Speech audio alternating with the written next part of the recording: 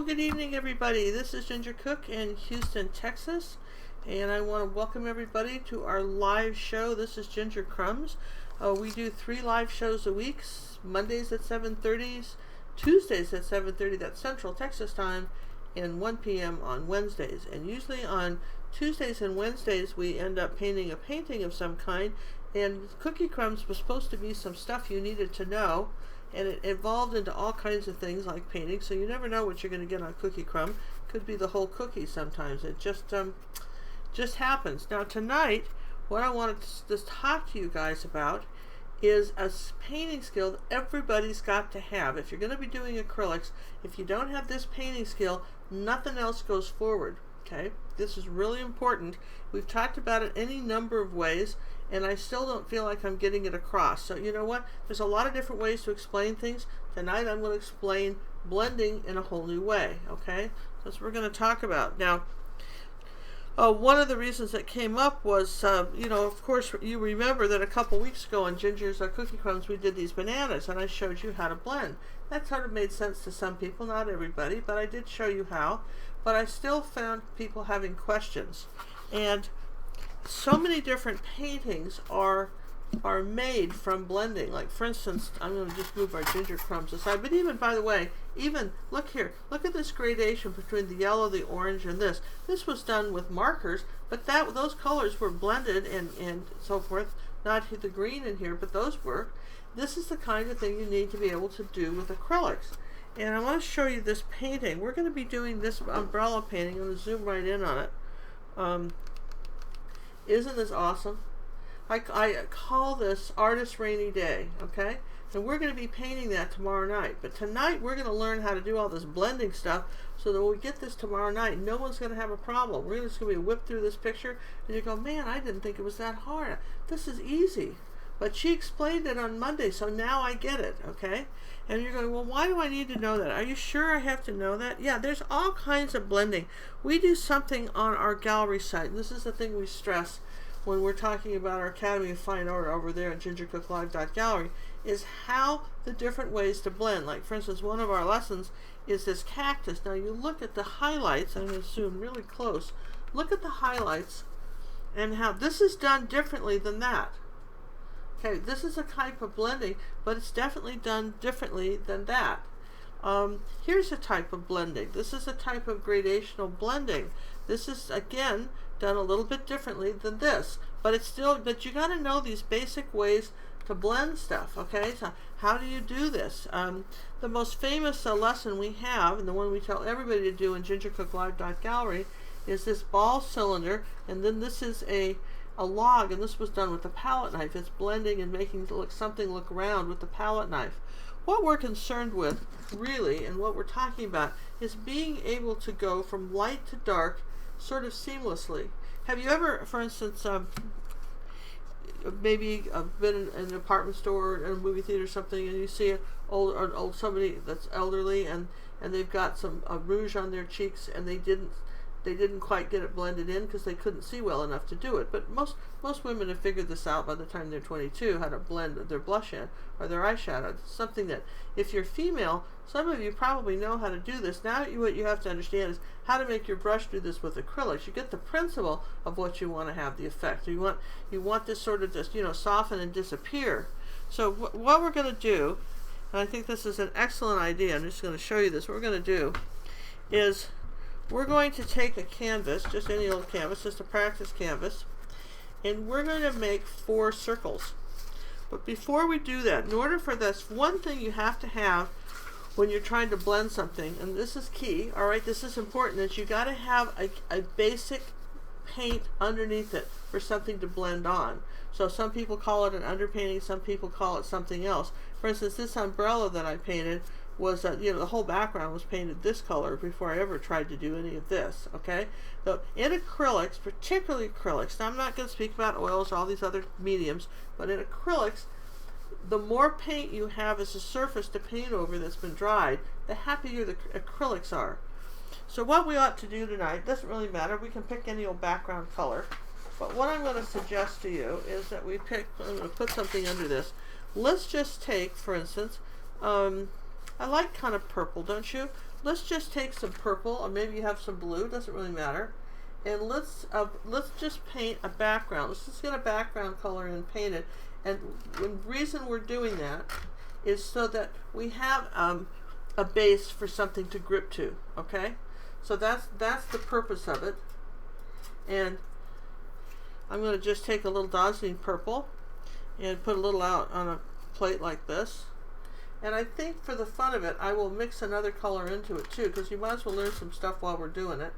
There's no point in doing this and not learn out something else. So let's take a little cad red medium and put that on the plate. And we're going to kill two birds with one stone. I'll show you how to do an underpainting, and I'll show you how to do a blended underpainting, as long as we're doing stuff, yeah?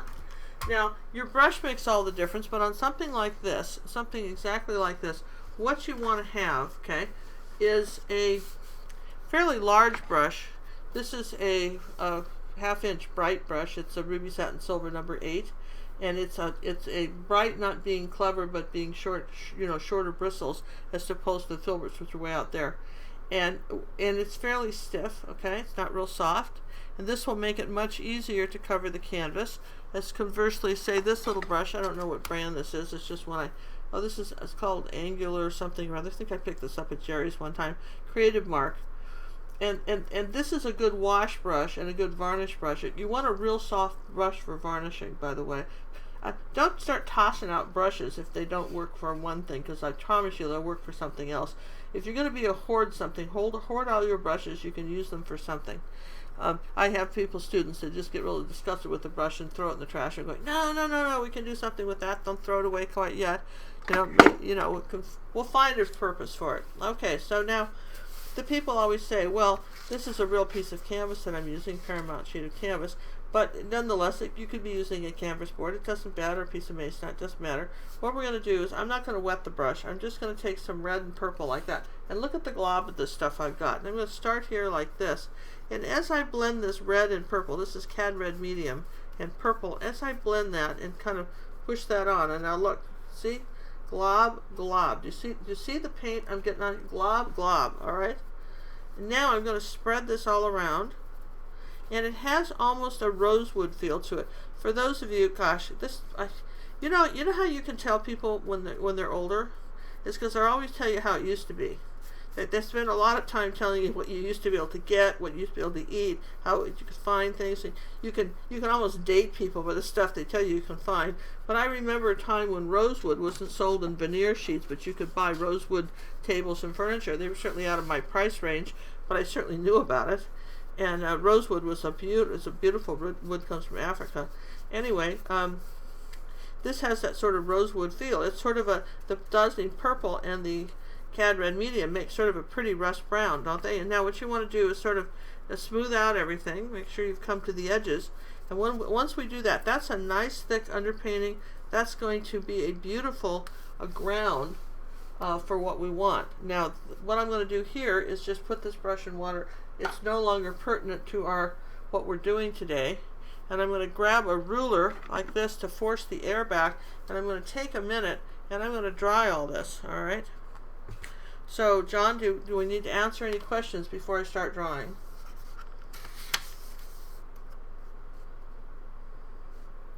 No, he says we're pretty good. So, here's the deal. What I forgot to do, and this is a good point, I forgot to introduce the other half of Ginger Cook Live, and our Art Academy is John Little. And when we do a live show, I'm in Studio A, which stands for awesome, and he is in stands for Studio B, which stands for, bear, because he and Sammy are over there. Sammy the bear and him are over Studio B. And he's hooked up by phone to me, and then you ask a question. Then if he doesn't know the answer, then he has happily relays it to me via this telephone, and that's how that works. And incidentally, we put these live lessons up on our website, okay? So I'm waiting for this to, every week we put the Monday lesson stays up on YouTube, but we also, for our members, who, for just their convenience, we put it up on our website too. And I want to mention something. We get questions. Honestly, John and I, our mission And we have meetings every day about this. You wouldn't believe the effort we put into making our website the most senior-friendly, easy website. And I say that senior-friendly because it seems like that's where most of the questions group come from. Being a senior myself, I feel like I can say that. John and I are both seniors ourselves, so we understand, and that simplicity is everything when you're trying to get around the internet, because no one is ever completely comfortable. So I want to just show you while we're waiting for this to dry. This is what our website looks like. In these two spots, there's a live show. Okay, there's a live, not live, but a slideshow.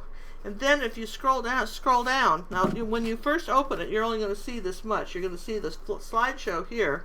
But as you scroll, you got to keep scrolling down. That's that little arrow thing on the side of your computer. And then the first thing you're going to come to is the weekly lesson, which in this case happened to be the Canadian, let me just zoom in, the Canadian Rockies, okay? And then in the next little box, you're going to see what the master class has. We also, besides having over 100 lessons, 195 lessons in our lesson library, we add 3 a week. And so this number grows all the time. We have every month we release for our water people, the people who want to really just focus on water, painting water, oceans, waves, waterfalls, stuff like that, lakes. This is their monthly lesson. And then we have in the next box, which changes every week, we have what we call Sammy's favorites. In other words, out of the 190 lessons, you may forget there's so many, you may not realize what you want to paint. So usually Sammy picks something. That's Sammy, our bear. He picks something that maybe relates to something else we're doing that is a previous lesson, so that you just click on that and you go right to the lesson. Now in the next box down here, you guys, is this was the week of September 17th. Now remember, last week we did the fish, the palm tree, and the orchid, and those are here. And also, that was September 12th. Sorry, you're right, John. I've got glasses on, but there's little paint on them. I missed the 2. September 12th. Okay, yeah. Okay. And then then we show you the week before, which was the bananas. Okay. And then we had this scene where we showed you some reflections and also how to do some impressionistic looking flowers. And the week before that, we showed you all there was the person walking in the woods. We had a paint palette thing. We had something else. So then down below, okay, then you keep scrolling, and then down below we show you what is in our store that you can download and buy individually. Okay, so these pictures are kind of small. We sort of did this last minute. There's a couple of pages of these lessons. We have over 20 lessons that you can buy individually for people who just want to travel, or maybe they don't have the internet, or they just want to buy a lesson, see how it goes, see if they like it. So again, I can't explain it. When somebody says, I can't find last week's lesson, they didn't scroll down far enough. So I don't know how else we can say this, but I'm saying it, you guys. Scroll down, please. All right, so let's put the hair dryer on here. We're going to dry this. See, it's already dried a little bit, but not enough. This takes heat. Somebody said also, that came up, the Golden Paint Company and some other paint companies feel that cold air and hot air are the same, and that somebody said the question that maybe hot air makes your paint goods darker. I tell you what you should do. If you think that's true, just to do a sample. Do some with to paint 2 pieces of paper canvas like this, and dry one with cold air and one with hot air, and see if you can tell the difference. I can't tell the difference, but if you can, then then you should use cold air. But I like hot air because it's fast. All right, here we go. Hot air.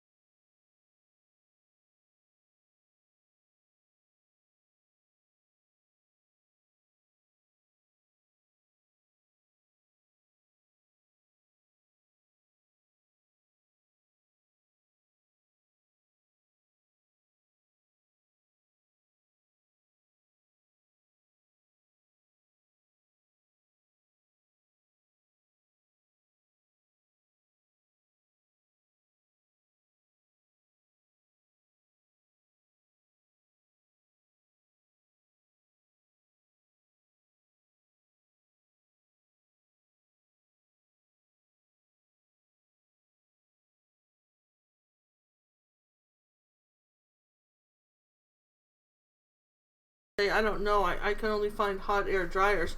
This third button up here on the dryer, when you push it in, that's your cold air button. And it's nice to, after you use heat, or if you're never using heat, it's nice to push this button and hold it down. And what that does is blast cold air and sort of sets the paint. And if it's still sticky after you blasted it with cold air, it's not dry. Start again, okay? So that's what you need to know. Okay, so now, oh gosh, that was great, wasn't it? What you need to know. Now, okay, so let's flip this over. That's annoying to look at. Okay, so now, one of the things I get people say, I just can't draw a circle. I just can't. Well, then find something round. Here's something round. Let's just draw some circles. I'm for that, aren't you? Where did the zombie go? Here. Here's our zombie holder. Oh, thank you. So, here's our zombie holder, okay? So what we're going to do with this is like cutting out cookies, okay? I wonder how many we can get on here. Let's see. I'm going to just draw a circle around here like this. Just find something that's circular. If it's not my size, it really doesn't matter. I think I can get 2 here. Do you think so, if I'm careful? It's like a cookie cutter thing, huh? I'm going to just make some circles. All right, that looks pretty good. Let's at least make 3. How's that? Maybe we'll make something else, but let's get at least 3 circles going around here like that. And if you're wondering, I like to explain things as I go. This is a general white charcoal pencil. It's white charcoal, and the advantage of and you can sharpen it, which makes it sort of easy. Okay, it's kind of hard to see, but you can make it easy. Now, what I can do now, though, as I've traced it, is I could come around here like this with a bigger lighter piece of chalk here, and then let you see those a little bit better. Okay, and now I'm freehanding it in over that, so it's not as perfect, but you get the idea. So here's our circles. Okay, can you see them now better? I used that white charcoal pencil, so there it is. Okay, and then Conte makes a white Conte crayon, which actually is a softer lead. It's easier even than the general, but the problem is I don't have a good pencil sharpener for this. I actually like the Conte one too. It's got paint all over it, but this Conte of Paris, and it's white lead. This is, I mean, you can kind of see, maybe I show it to you. It's real nice. It makes a little bit more of a impact on a little softer lead, I guess, is what I would say to you. But again, you've got to sharpen it. Maybe John can sharpen this for me someday, and then I'll quit complaining I can't sharpen it. I have sharpeners for this, regular electric pencil sharpener. It goes zzz, and it's sharpened. Okay, all right, so now we've got some circles, and now you're going, yeah, okay, so now what? I've got some circles, and I've done that. So let's just take a color. I don't care, it's 2 colors. Let's take a color. Let's take, say, white. We need white, yeah? White. Where would white be? Ooh, white. I'm spinning around my little kiosk here. Oh, here's my white paint. It's barely any left, but let's just do that. Let's do white and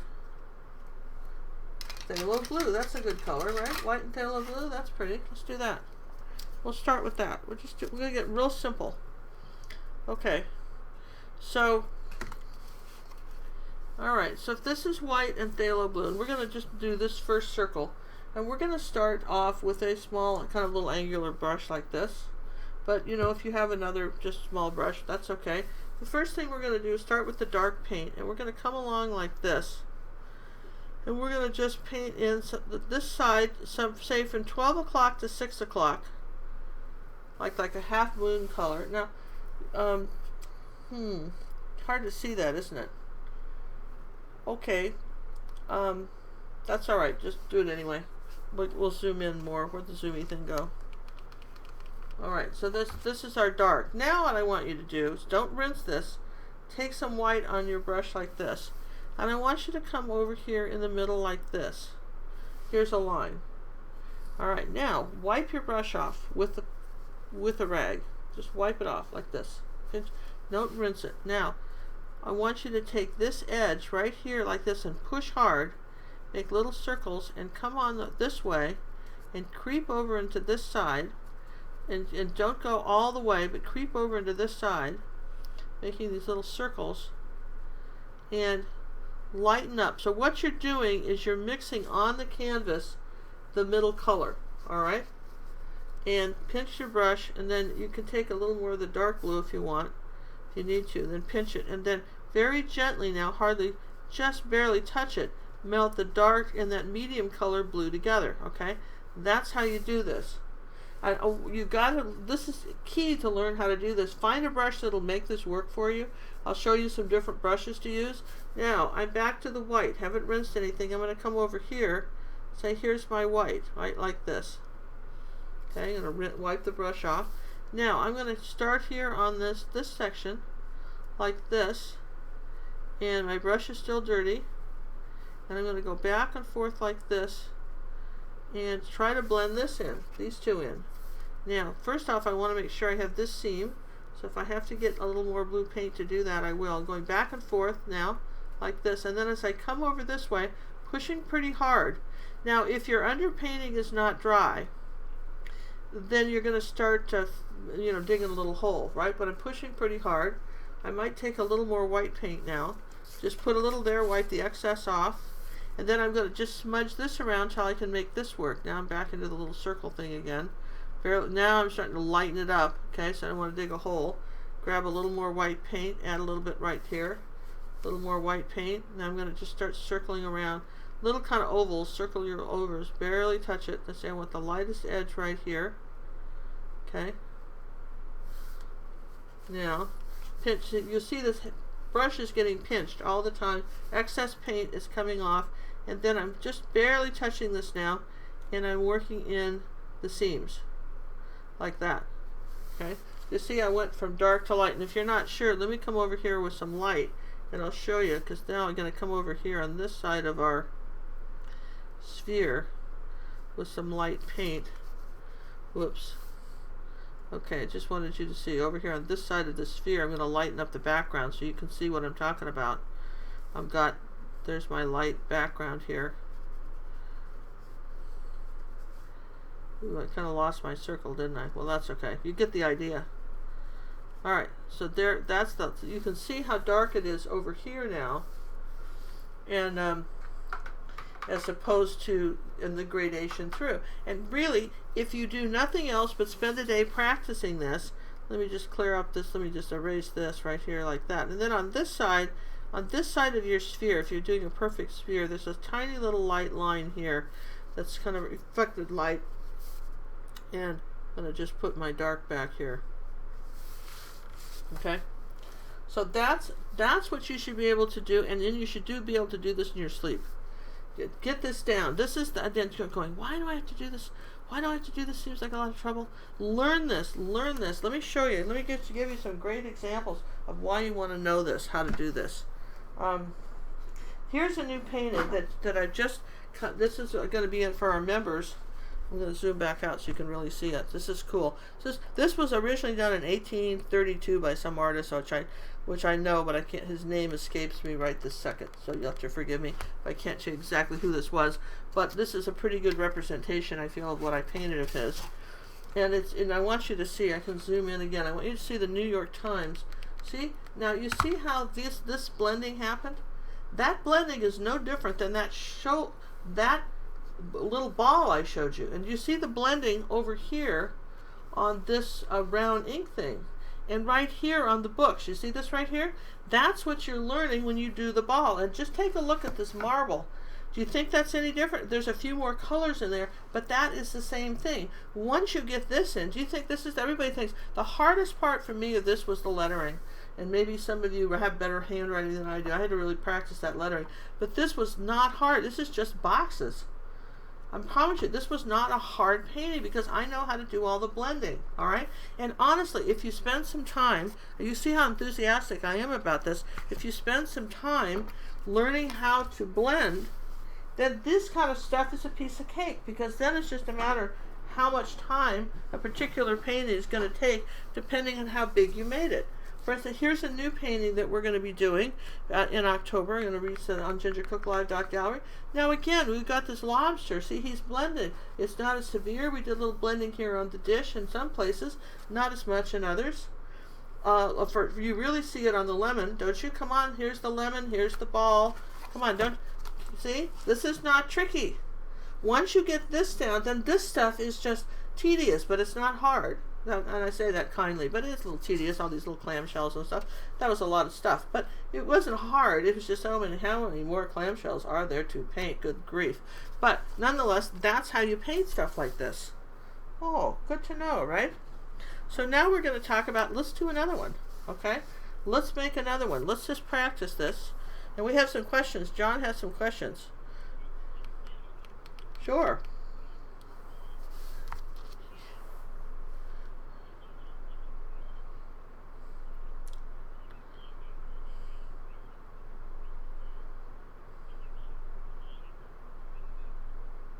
Well, that's a good question. You know, the question was, how do I know if I'm pressing hard or if I'm pressing light, and is there a certain time when you do it? Well, pressing light would be, have you ever had a kid that had sunburn and you got to put calamine lotion or something on them, and they're hollering at you, and you're being as careful and gentle as you can, and you can't be, and they're just hollering and screaming their little heads off like you have deliberately tried to harm them. And you're like, but I'm being so careful, right? Or maybe it's your own sunburn, you know, and you're trying to put something on it like vinegar, and it's really hurting. That's light. That's a light touch.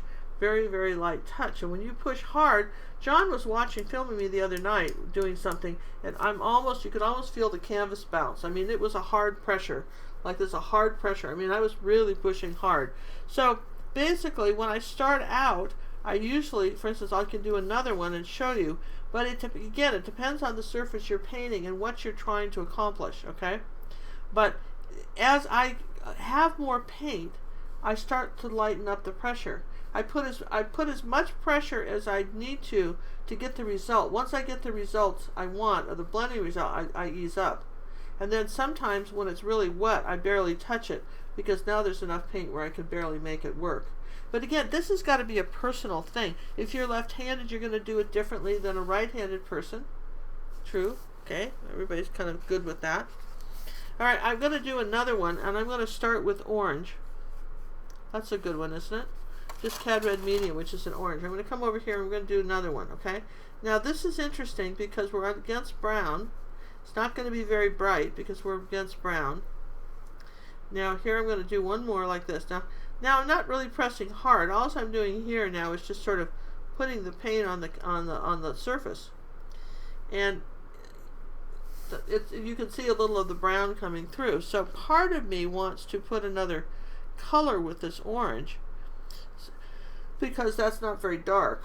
So I would probably add, say, ooh, what would we add? Something, maybe what? Out.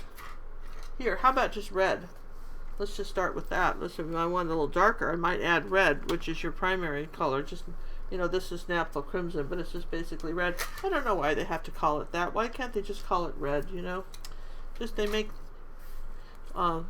life interesting. Alright, so I put a little red with this. See, it's a little bit darker now if I put a little red with it.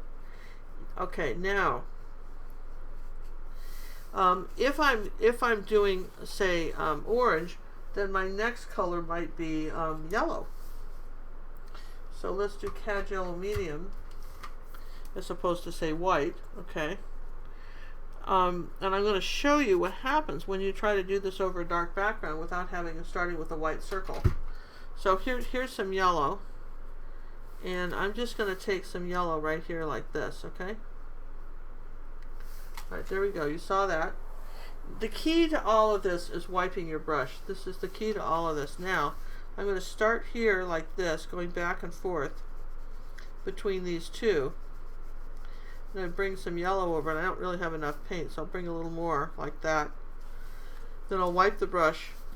And then this seam here, this is the one I'm trying to blend in. This seam right here between the you know, from the middle. Now, if I push too hard, what'll happen is, and I want you to see that, do you see the hole I just dug? If I push too hard, I start erasing the color. And if you get really going, you can dig such a hole you can't fill it. So then that begets the question, do I need to zoom in? Okay, so okay. Yeah, so I'm putting the paint on here like this, right? Now because this, and let's just put some red back over here too, okay? Wow, look at the difference. Let's just do these two, okay? Alright, so we've got these two colors. Now I'm going to wipe it off. Now I don't need to press very hard. I'm going to barely touch this. Barely touch it like that sunburned kid. And I'm going to come up here like this, back and forth, and blend this. And I'll add a little bit more yellow here, then wipe it off, because I've got a lot of paint going here. I'm going to barely touch this too. And I'm going to blend it out like that. And just keep going back and forth like this, following that circle. Okay, blending it. Now I'm going to get a little more yellow and white. Let's get some white over here so you can see it. Now that's quite a bit of paint on here. I'll pinch the brush off, get this pretty close. Now I'm only worried about this seam between here and here. I stay away from this. Once I'm happy with this side, I don't mess with that side anymore. Okay? I'm not going to mess with that anymore. I'm going to just keep coming around. This is very light, almost a diagonal or a circle. Diagonal or a circle works pretty well. I barely touch it now. This is the sunburned kid. Then we're going to come out here, a little bit of white. Now I'm going to just put the white like that. Okay? Now, pinch the brush. Pinch out that. You'll notice there's no water on this. Okay? Now I'm going to pull this edge toward me here. And if I have too much paint, again, I will wipe it off. Pinch my brush, so that all my brush is doing is you're literally mixing the color. Instead of a palette knife on, you're mixing the color on the canvas. Now this would not require the delicacy that we're doing now if the underneath painting wasn't so dark. If the underpainting wasn't so dark, but because the underpainting is dark, if we push too hard, we're going to get the shadows of the dark brown, and that's what you're going to see, is the shadows of the dark brown. Now let me show you a trick. Let's dry this, and I'll show you something you can do with layer 2. Okay, can we take a minute and dry that, John, real quick? All right,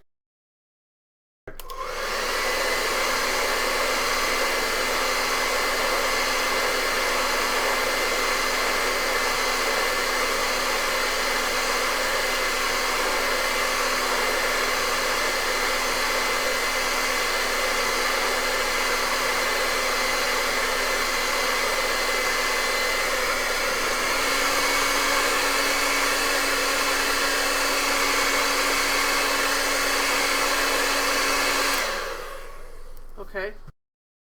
What you can do is do 2 coats. So you kind of do something like this. Now let's come back with the orange. Now look what happens when it has a little more paint to play with. Here's the bright orange, which is Cad Red Medium, which is the big orange color. Okay, so here's my second coat. Okay, now I'm lightly pushing on. They're not trying to push down too hard. Okay, and John, did I lose you or something? Are we okay? Okay.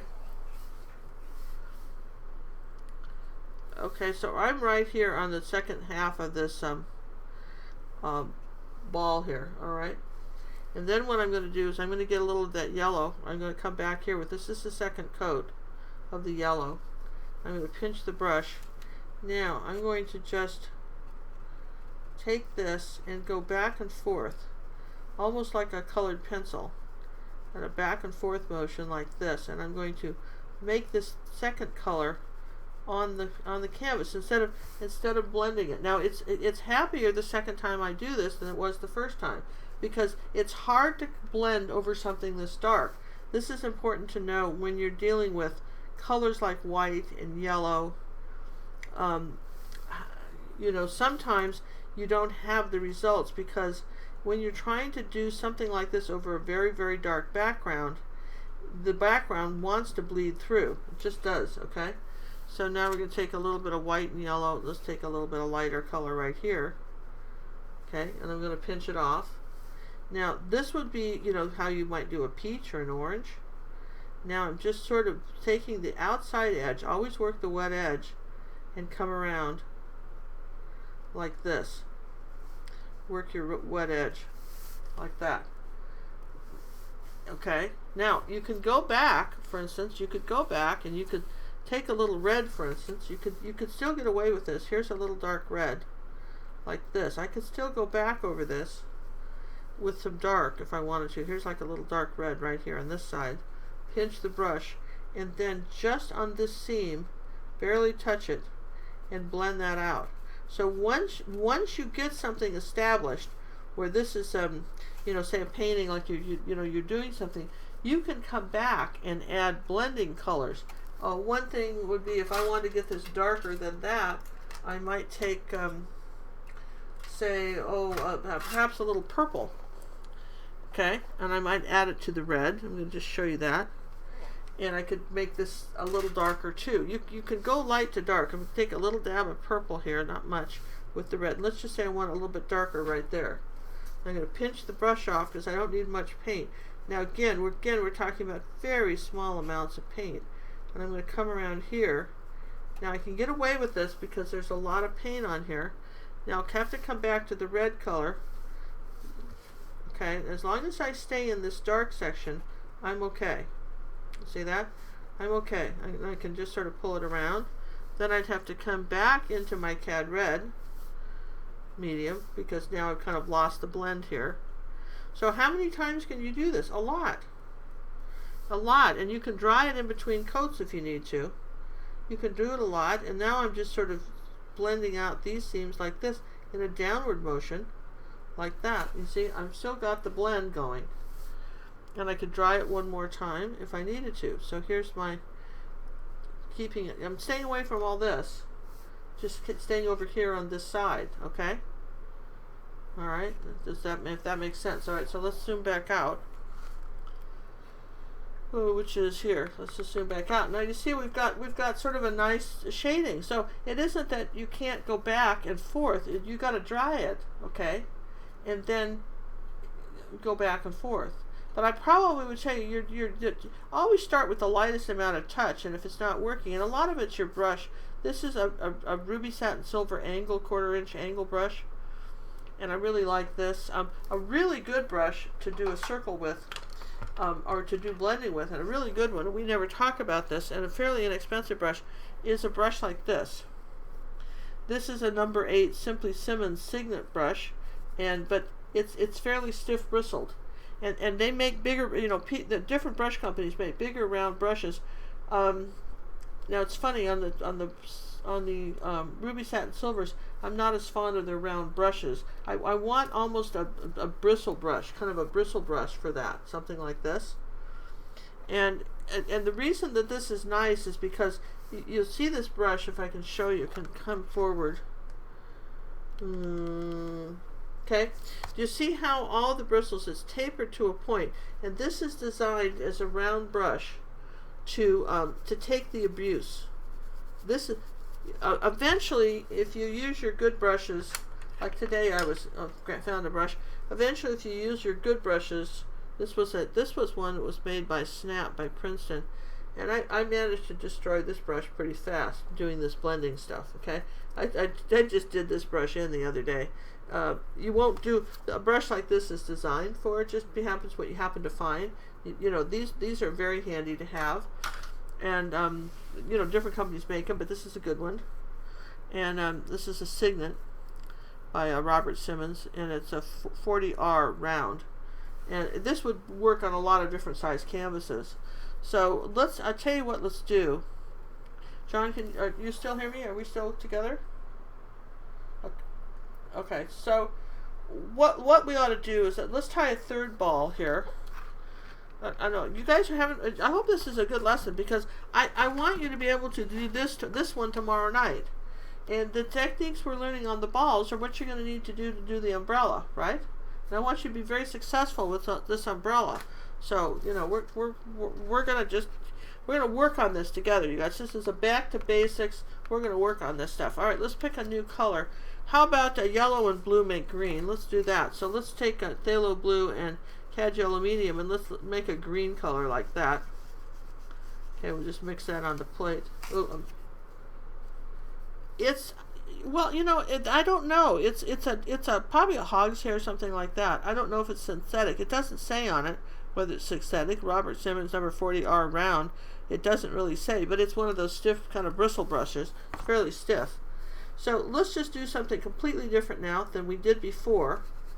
Let's just take a color and color the whole circle in. Everybody thinks there's just one way to do this, and there's not. There's not. But I think what happens is we all get ways that we kind of like. Does that make sense? Now look, I'm coming in, I'm turning this around like that, and I'm just going to cover the whole thing in here like that. There's my circle. There's my circle. Like that. And you know, you don't outline. You start from the middle and work your way out. You guys know that, right? There. Okay, so I've got some sort of green stuff right there. Okay? Yeah? Some sort of green stuff.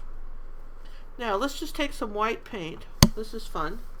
And let's just start right there and work the white in. Now, what you can do with a round brush is it's almost a back and forth motion. And you work that wet edge into the wet paint like this. I'll take a little more white, just a teeny bit on the tip, not too much. Tap some white in there, okay, like that. Alright, now you see this. Now, wipe the brush. Pinch it. I mean, I guess not just wipe it, I pinch it, right? Now, barely touch it. Now we're talking about barely touching it. And just work that seam in, like that. Bring it kind of down towards you, almost at a diagonal. Just bring that towards you. And you can work the light in like that, alright? Almost like the phases of a moon.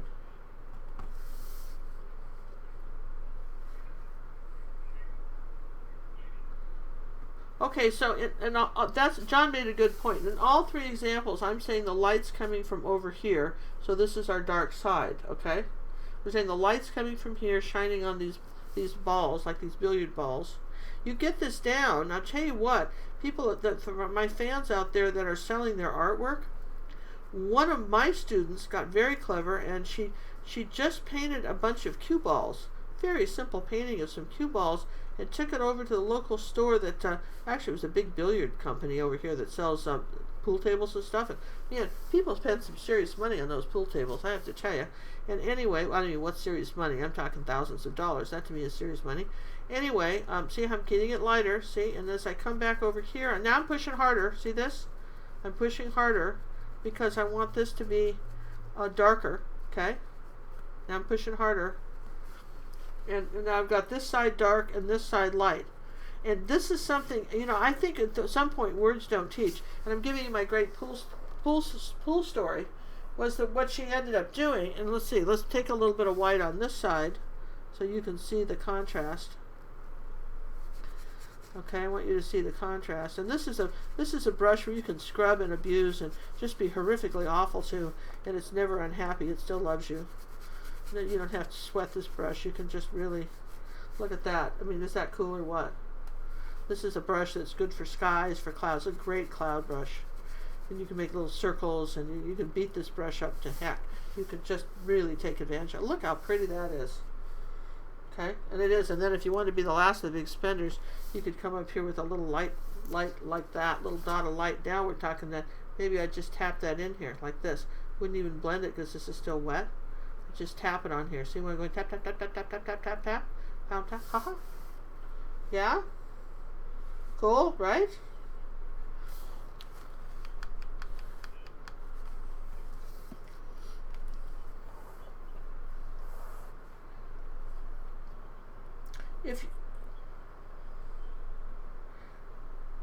Well, I think the question is, we've done these three different ways, okay?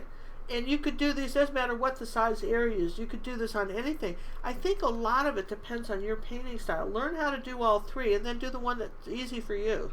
Because out of all of these, you're going to find one that's easier than another. But this is skin tones. This is the shadow on an arm, see? This is the skin tones, right? This is the shadow on a finger. See where the shadow's here? How are you going to blend this shadow into this shadow? See the dark purpley shadow on my finger because of the light is? If you were to paint that, this is not any different than this. Right? This and this. So learning how to do this is really key. I can't say this enough. It's really key on how to get this down. Now, I'm gonna just do one more, if that's okay. That's totally different than these, and you're going, oh gosh, we were really good with this. Now she's throwing something else. But sometimes it's good to, don't you want to know all the stuff? Don't you really? I do. All right, let's draw one more circle, like this. Oh, I didn't finish the pool table story. Thanks, John. So anyway, so she took her her paintings of pool balls, you know what I mean, like with the little racky thing and the little pool balls in it, and then she had one where she just had 3 pool balls in the Q thing, you know how pool balls are kind of striped and stuff, and she had a couple little paintings, and she took them in the store and they hung them and sold them for her, and they were thrilled to get them because there's not a lot of good pool art. I mean, once you get this down, pool art is a whole new genre of things to sell. Okay, and you know, trust me, if there's a lot of women who don't find a pool table in their house the high point of their decor, and so they're scrambling looking for some sort of art to make this pool table work. So what you might want to do is to go into a pool store that sells pool tables and look at what you know, what they've got, like, you know, the felt that they use sometimes isn't always green, sometimes it's different colors, and you might you know, say, you know, have some samples and say, look, I will custom design you a painting, and this is kind of what's going to look like, but we'll make it look to go with your pool table, and see if, I bet you guys could do great with that. Really, truly, it's a great idea, isn't it? Okay, so that's the pool store. She sold it. They didn't even take a commission. You know, she offered them, you know, 50% is standard, by the way, for people that are willing to keep your stuff in an art gallery. 50% is standard commission, and 75% in areas like New York and Hawaii, where they're spending $10,000 a month and up in rent.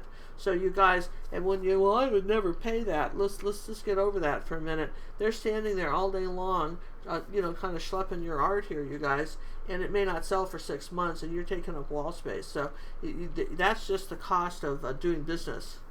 Okay, like buying gasoline. You can sit there. Years ago, Cinnamon's dad and I were in Aspen, Colorado, and gas had gone up. Come on, this will date us. I hate to even tell you this. Had gone up to 45 cents a gallon, and he was mad. And he said to her, what do you mean it's 45 cents a gallon? The guy says, that's what it is. He says, I'll walk first before I'll pay 45 cents a gallon. And I'm thinking, oh, great. Now we're going to have a fight in the gas station. Oh, please. And then we drove over to another gas station and paid it. But he felt like he had to protest. Like this poor kid at the pump, who was probably making, what, 50 cents an hour then? You know, could do anything about the gas prices that came out of Texas. I mean, I'm just saying. But anyway, you can't do anything about the gallery prices either. That's just, complaining about a gallery commission is as dumb as old Colby complaining about the gas. Just silly. It's just the cost of doing business. Just get over it. Okay, so here we go. Going around. Here's our circle again. I wanted to show you another trick. In blending. Okay, we're going to do the Impressionistic style of blending, and that's going to be a little bit different. I'm going to take a little angle brush, and I think, let's see, I need a new color here. Don't we need a new color? We need a new color, John. What should we use? Pink and white, red and white, pink? What? John's thinking pink. All right, John's thinking pink, so I'm going to take a little magenta here and white. We're going to do pink. Okay. So, how are we going to do that? Oh, well, this is a little bit different, but this works. This is a style of painting. It works too. Okay, so here we go. There's no blending involved, but there's shading. Okay, so now we're going to take some magenta, and I'm going to come over here like this, and I'm going to make. Let's see. Oh, I got to get close. I better put some white with it up front because this is so dark. I'm going to take some magenta. And I'm going to zoom in. I zooming in. I zooming. Okay. So now I'm going to just take some brush strokes at a diagonal like this. And we're going to start with everything's at a diagonal like this. And little tiny brush strokes like that. Little tiny brush strokes. And we're just going to go all the way around. Anybody's ever done a machine embroidery with their sewing machine? This is the same idea. Have you ever done that? Well, basically, this is really easy to do. You don't have to know how to sew to do machine embroidery. What you do, I used to do that for Cinnamon all the time when she was a kid, embroider all over her stuff.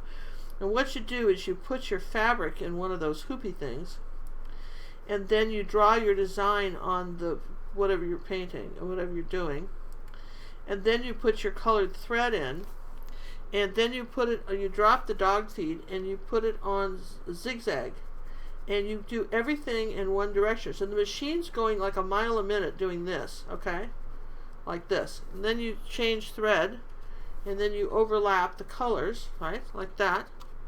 So you have maybe different colors of dark and light thread, and you keep overlapping like this, and this is how you do it. So then you get a little more, maybe I'd have some lighter thread here, lighter pink thread, and everything's done at an angle. So this is all done the same way, and you keep overlapping it like that. Now it still works. Okay, this still works. We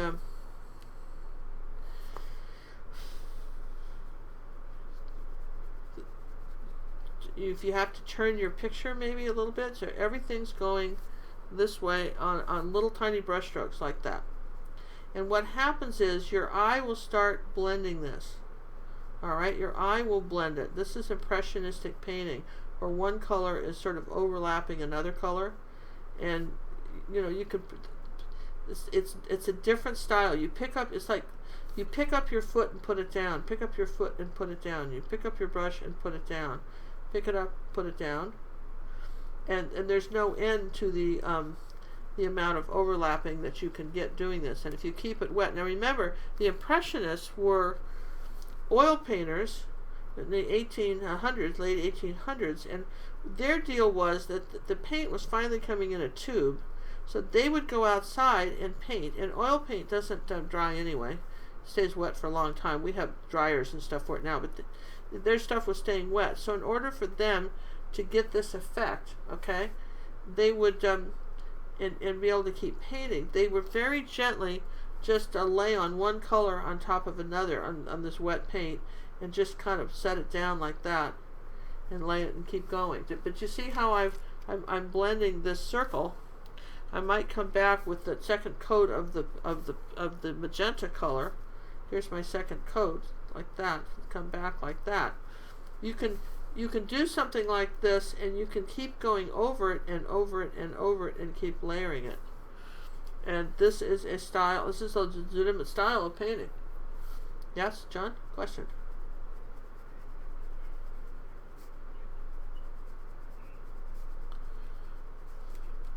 Okay, so on this particular one, I've got the light source coming from here, from the bottom, going up this way, like that, see? So that's my light source. All right, everybody's with me on that? I just happened to do this at an angle. All right, John likes to point these things out. It's good to know. We just don't know what you know. We've changed a little bit. Okay, so this is all.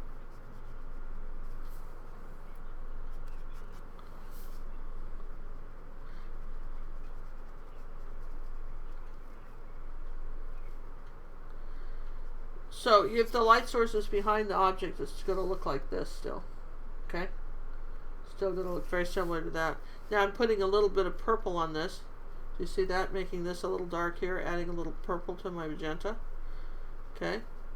So again, you can keep playing with this, and it's not as easy, actually. This is a little more challenging than these. You know, this is a little more fiddly, but it's a brush, it's a look. If you did the whole painting like this, it's a look. You know, and again, this is where we tell you to develop your own style. There's a lot of different ways to paint something, okay? Lots of different ways. Now you've got to be kind of careful, because you keep working wet on wet, and you're going to get something like this. So at this point, you know, you'd have to either dry it or come back up with some more white, something like this. Keep going like that. But again, this is, you know, you play with this a little bit, and this is your, here you go. Here's your ball this way. All right, so that, I mean, that's just, you know, there's a couple different ways, and let me put something behind it that's light so you can see it. Okay. So this question comes up. I knew it was going to come up. Do you ever use blending mediums?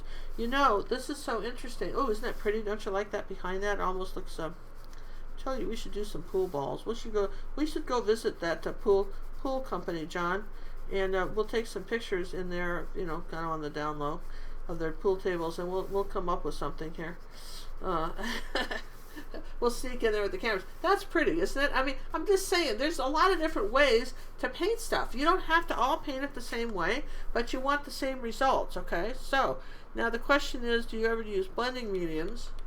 And no, I don't. And because I know how to do this. So I'm not stingy. I mean, I'm going to show you how to use a blending medium.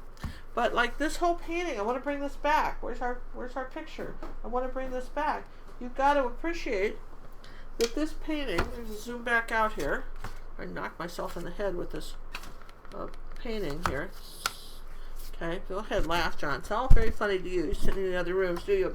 I'm getting clobbered by my own art. Maybe knock myself out before we start. Now, okay, now look here. Look at this. There was no blending medium done in this. Look at the blending in this newspaper. Look at the blending on here. Look at the blending on the books. Look at the blending on the marble. There was no blending medium done in this whole painting. And this is a 11 by 14, okay? So I just want you to know that this is acrylics. This is so not tricky. Once you get you get it down with with this technique, you can do anything. Oh, but then what about blending medium? Well, okay, here's some blending medium. All right, what are we gonna do with this? We're kind of out of space, aren't we? Well, all right. Well, let's just do something that's not a ball, okay? You with me on this? Let's just draw a rectangle. We have enough room to do that, right? Right here. You ready for that?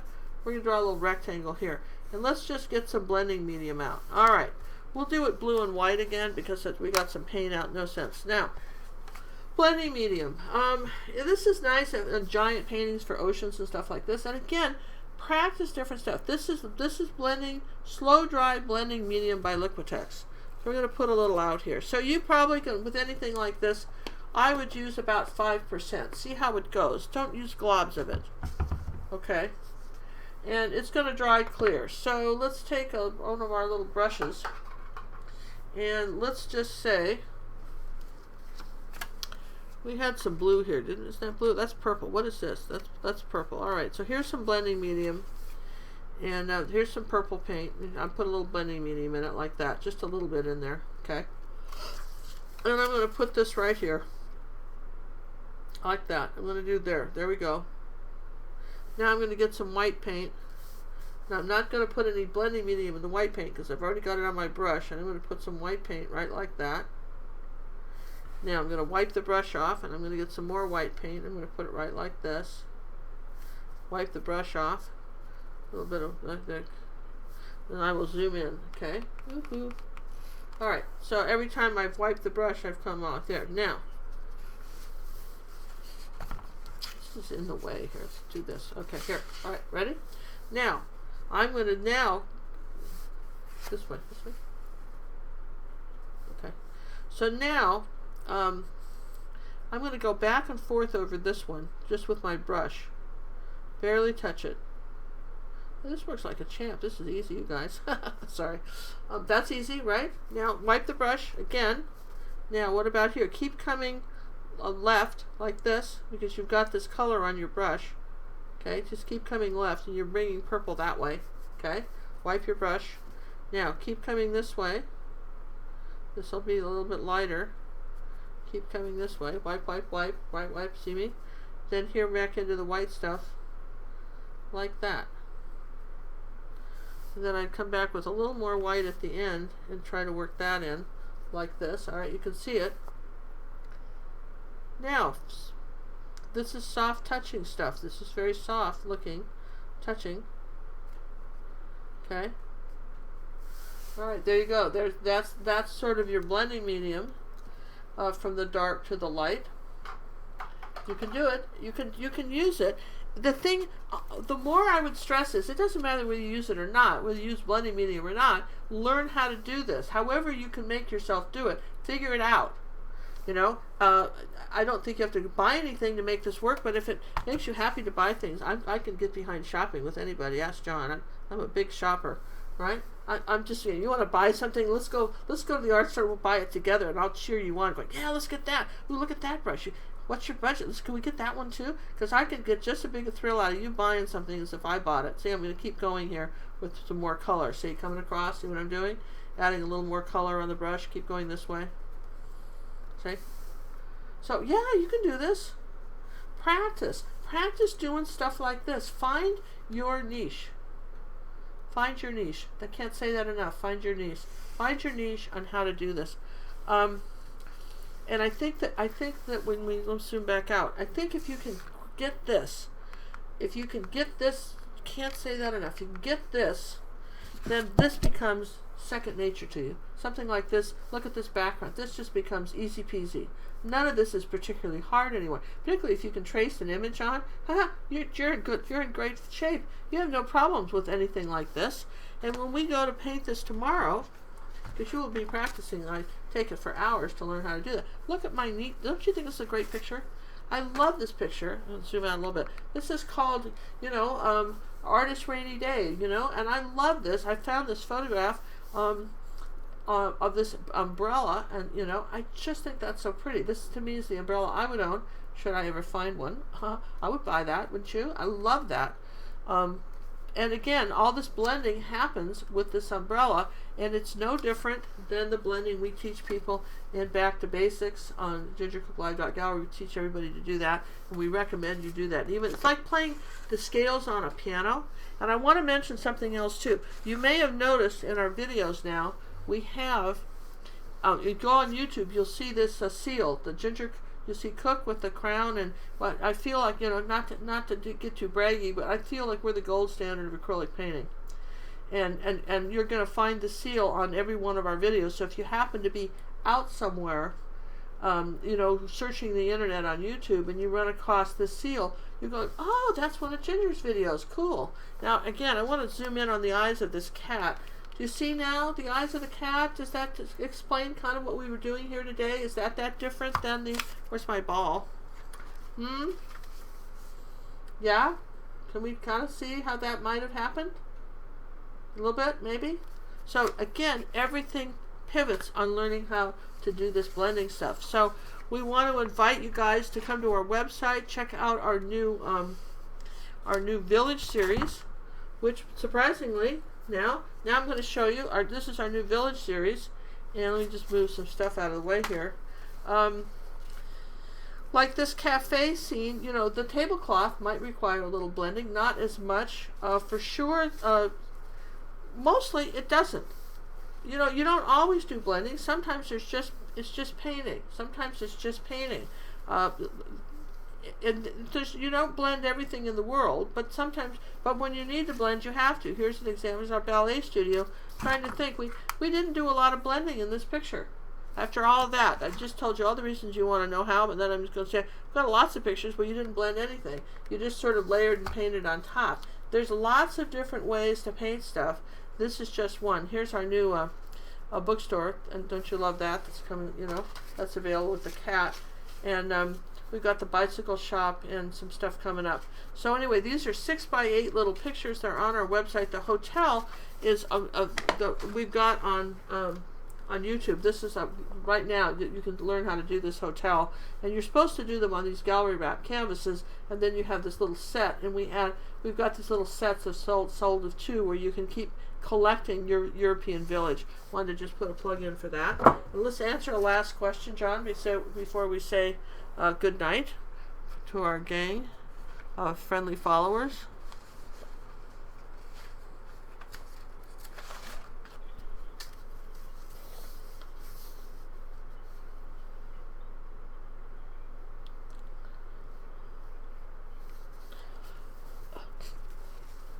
So the question is, can you explain the different types of painting, realism, impressionism, and so on?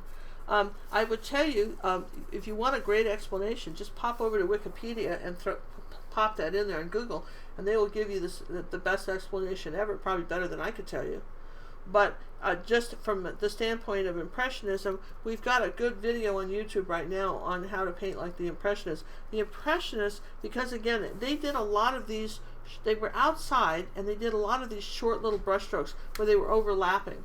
And let's see, Monet's on our website, we have some examples of that. Monet's Poplars is an example of a painting which is lots of little background brush strokes. And of course, realism.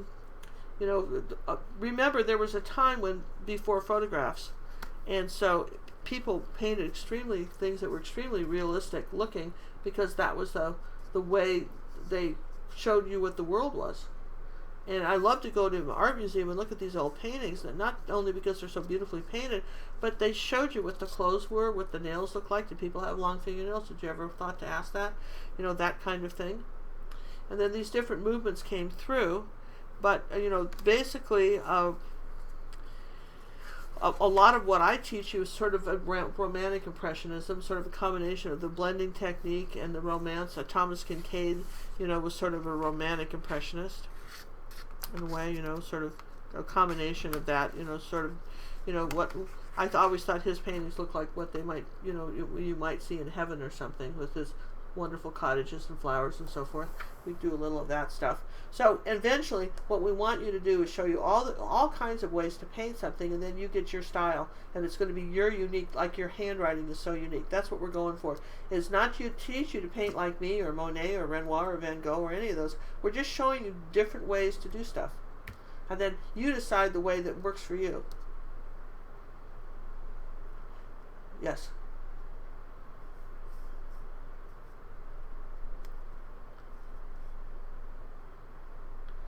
Okay, so the question is, when do you use glazes to blend? Never.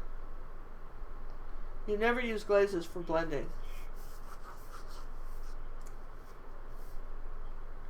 Glazing only changes color. That's all glazing does. It only changes color. And sometimes the only way you can get a color is to glaze.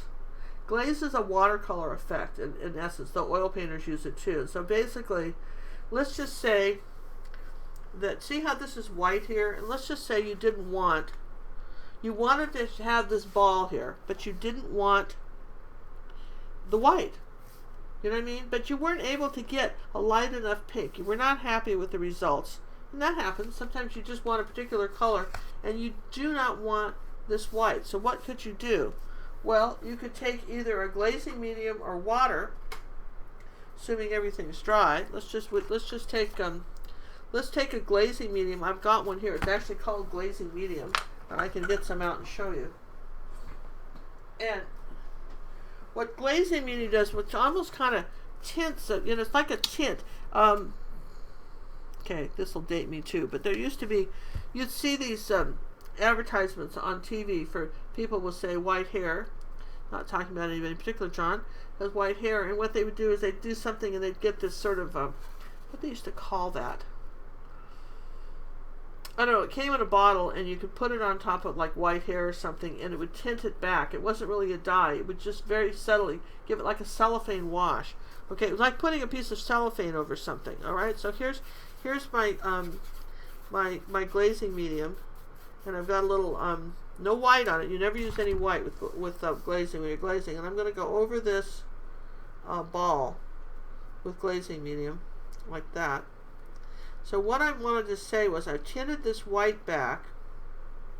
This better be dry when you do it, right?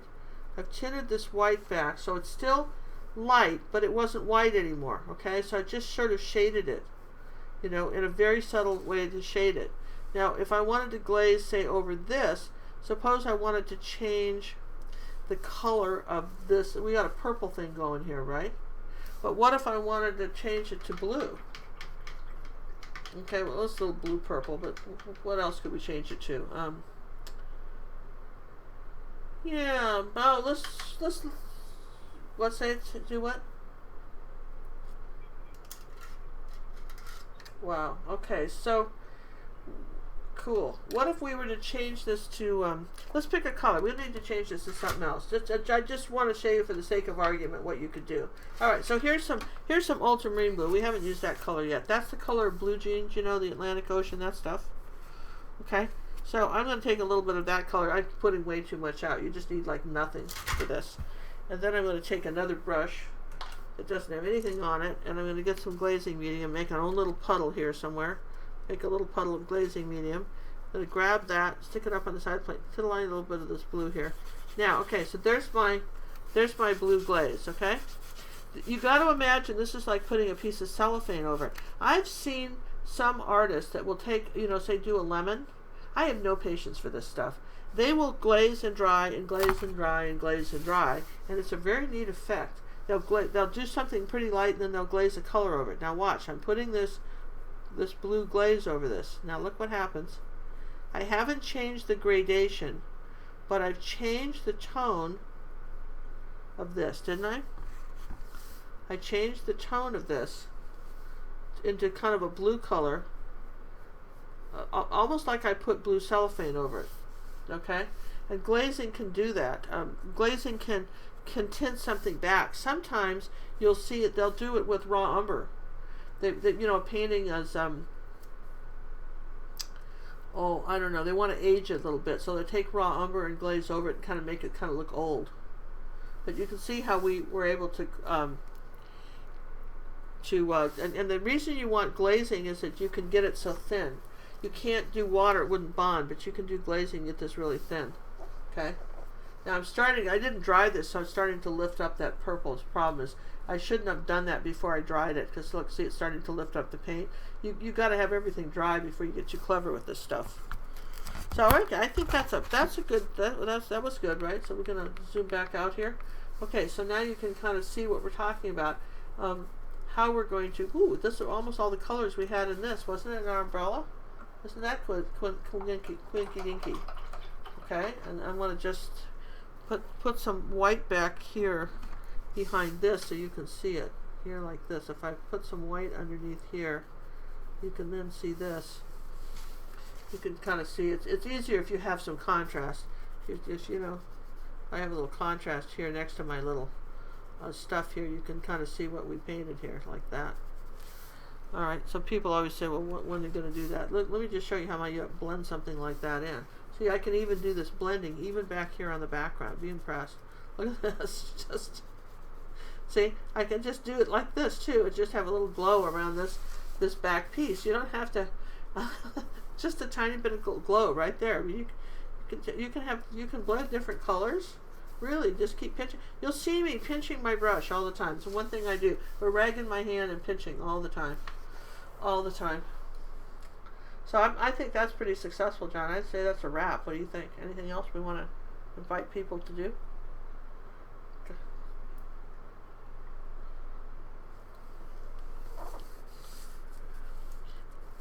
Somebody asked if you could use a retarder to blend. Okay, so Cinnamon, you guys know my daughter Cinnamon.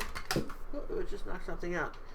This is retarder by Grombacher, which basically she says it should be called blending medium. Now Cinnamon says, I've got a big tube of this. I have not tried it. She says this is her favorite one. That's my daughter Cinnamon, the art Sherpa. She swears this Grombacher retarder medium, which for acrylic is basically a blending medium. Okay, they just didn't use those words. So, and she loves this stuff. It came out.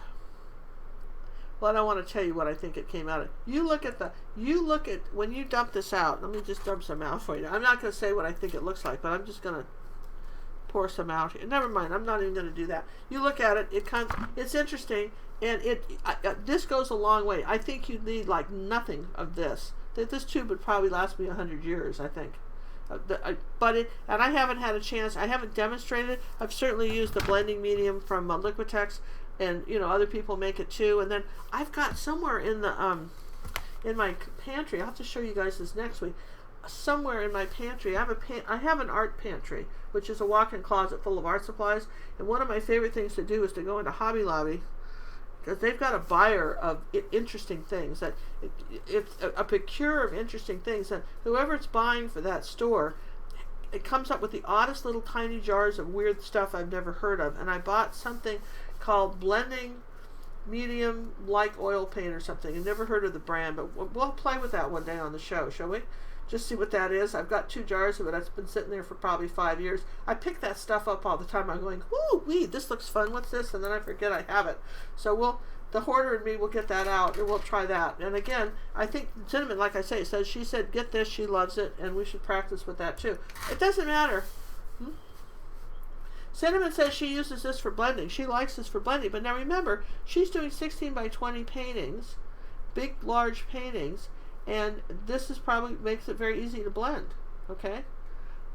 You know, so she likes this. So nothing wrong. Look, we live in a world where there's more toys to buy at the art store than we could possibly cram into our homes. Find some things you like and just get. The thing is, that whatever you're using, get used to using them. Get that so it's your deal. And whether it's this or this or just a brush and water, doesn't really matter. Get really good with what you're doing. That's what I'm saying. And then everything else will be a piece of cake. Okay, that's my message here. Get good with what you're doing, using. We want to thank you guys for watching, and again, have fun with this. And if you haven't tried the banana, be sure that this whole lesson is over on our website, gingercooklive.gallery. It's free. You can try it if you haven't done that yet. That was really a good one. And be sure to look for the gold seal on our videos on YouTube, because this gold seal will be on everything. We are officially the gold standard of acrylic painting, and I really feel that's true. Thank you.